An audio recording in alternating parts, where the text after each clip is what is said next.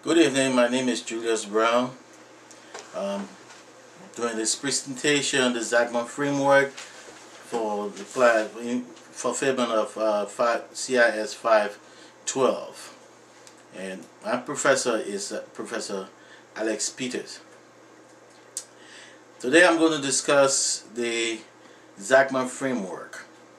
The Zachman Framework is an enterprise architecture which provides a formal and highly structured way of viewing and defining enterprise.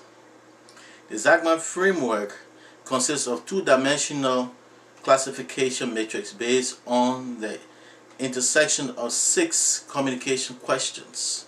And those questions are what, where, when, why, who, and how. The 6 questions come with 6 roles according to ratification transformation. It is an ontology applied in practice as taxonomy to organize enterprise architectural artifacts. The artifacts may include list, model, and diagram, etc., from high level of abstraction down to more detailed specification. With this being said, one will wonder, what is the meaning of the Zachman Framework? It can refer to any of the frameworks proposed by John Zachman. For example, the initial framework named a Zachman Framework for Information System Architecture by John Zachman was published in 1987. The Zachman Framework was for enterprise architecture an update of the 1987 original one. It was extended and renamed in the 1990s. One of the later versions of the Zachman Framework was offered by Zachman International as an industry standard.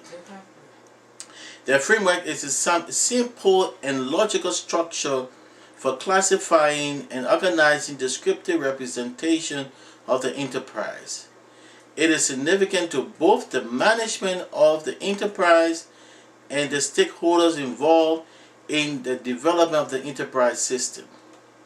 The framework starts at a high level of detail, that is the business focus, and works down to final level of details, which is the information technology. Now, I gave you a brief history about the Zachman Framework. During the 1980s, John Zachman was involved in the development of business planning at IBM. Now, business planning is a method of analyzing, defining, and designing information architecture of organizations. In 1982, Zachman had already concluded that these analyses could reach far beyond automating system design and managing data into the realms of strategic business planning and management science in general. In 1987, Zachman noted that the term architecture was used loosely by information system professionals and meant different things to planners, designers, programmers, communication specialists, and others. In searching for an objective, Zachman concluded that architecture exists on many levels and involves at least 3 perspectives. 1. Raw material, which is the data, function or the processes, and location or the network. Note, information system architecture is designed to be a classification scheme, that is a taxonomy for organization architecture models. It provides a synoptic view of the models needed for enterprise architecture. Now, these frameworks have a set of rules that we're going to look at shortly. The framework set of rules include: 1. The columns have no order. In other words, the columns are interchangeable but cannot be reduced or created. Each column has a simple generic model. That means that every column has its own meta model. The basic model of each column, the relationship objects, and the structure of it is unique. Each row describes a distinct, unique perspective. That means that each row describes the view of a particular business group and is unique to them. Each cell is unique. The combination, for example, of 2, 3, and 4 must produce unique cells where each cell represents a particular case. For example, A2 represents business output as they represent what are to be eventually constructed.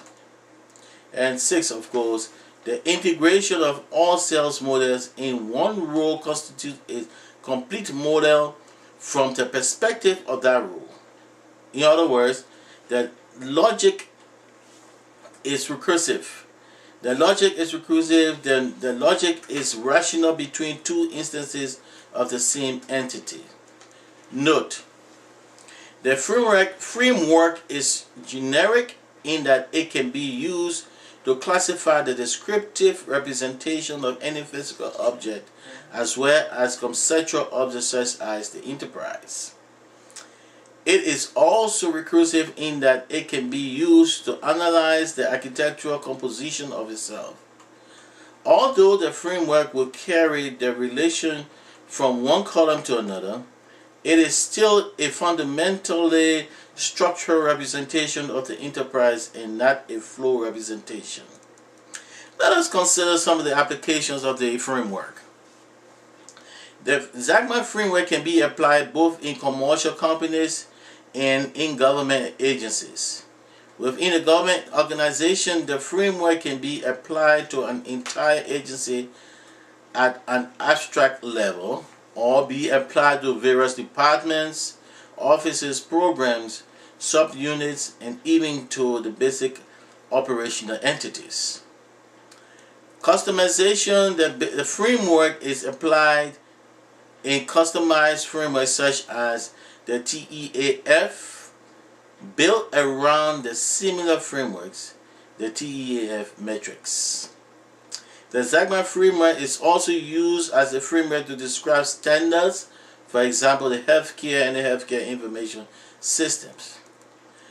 We reached this level. Now I'm going to do a little summary of what we just went through. Each perspective focuses attention on the same fundamental questions and then answers those questions from the point of view, creating different descriptive representations. That is, the models which translate from higher to lower perspective. The basic model for the focus, which is product abstraction, remains constant. The basic model for each column is uniquely defined, yet relate across and down the matrix. In addition, the 6 categories of enterprise architectural components and the underlying integratives that this answer forms the columns of the Zachman Framework, and these are: 1. The data description. Remember earlier we talked about the what. So when we talk about the what of the Zachman Framework, we're looking at the description, the data description. After the data description, we consider the next thing, which is the function, and the function is the how. The next the network description is the where. The people description is the who, and the time description is the when. Now, the motivation description is the why. In the Zachman's option, the single factor that makes the framework unique is that each element on either axis of the matrix is explicitly distinguishable from all the other elements on that axis. The representations in each cell of the matrix are not merely successive levels of increasing detail, but actually are different representations, different in context, meaning, motivation, and use. Because each of the elements of either axis is explicitly different from the other, it is possible to define precisely what belongs in each cell. Thank you so much for watching, and this is a presentation of the Zachman Framework from Professor Alex class, CIS 512, and I am Julius Brown.